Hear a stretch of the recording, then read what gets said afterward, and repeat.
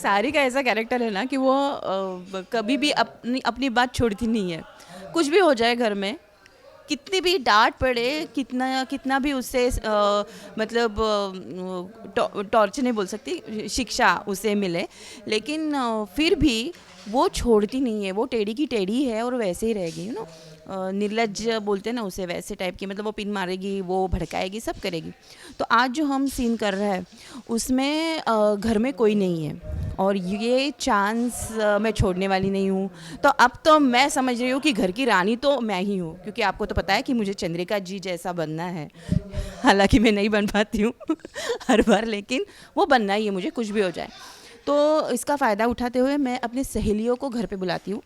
तो उनके ऊपर शाइनिंग मारने के लिए टूटा फूटा इंग्लिश करती हूँ कि मैं ही दिखाती हूँ कि इस घर की रानी मैं हूँ।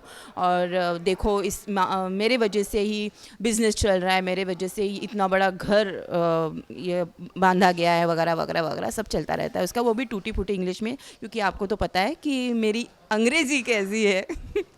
तो ये फ़नी ये है एलिमेंट इसमें।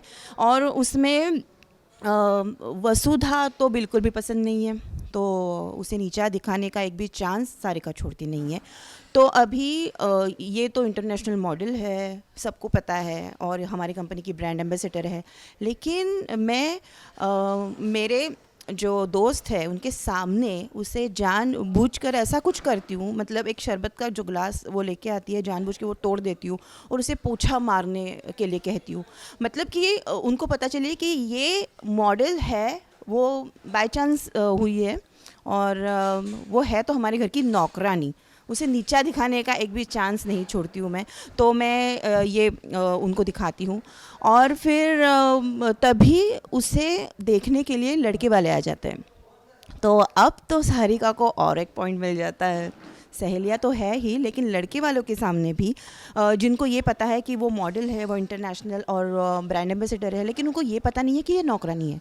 जब पोछा लगा रही रहती है तब भी वो आते हैं, वो ये देखते हैं, और फिर मैं और उसमें आग में घी डाल देती हूँ और बोलती हूँ कि ये हमारे घर की नौकरानी है, देखो आप इसे पसंद कर लो। आप ना इसे अपनी बहू के तौर पे नहीं तो नौकरानी के तौर पर सिलेक्ट कर लो, और ये बहुत बड़ी नौकरानी है उदयपुरी में, मतलब इससे बेहतर तो आपको नौकरानी मिलेगी ही नहीं। तो ये चल रहा होता है, उसे नीचा बहुत बोलती हूँ मैं। तभी वो भी भड़क जाते हैं, हनुमान जी आ जाते हैं और वो भी भड़क जाते हैं, निकलते ही रहते हैं, लेकिन तभी आ जाते हैं प्रभात जी। और फिर सारी कहाँ की बैंड बज जाती है, क्योंकि प्रभात जी तो उसे सुना देते हैं कि तू ऐसे कैसे कर सकती है, वगैरह वगैरह वगैरह। और फिर बस सारिका का मूड चला जाता है, क्योंकि ये भी जो इसकी प्लानिंग थी कुछ करने की, वो भी फंस हो जाती है। तो बस यही है इस एपिसोड में।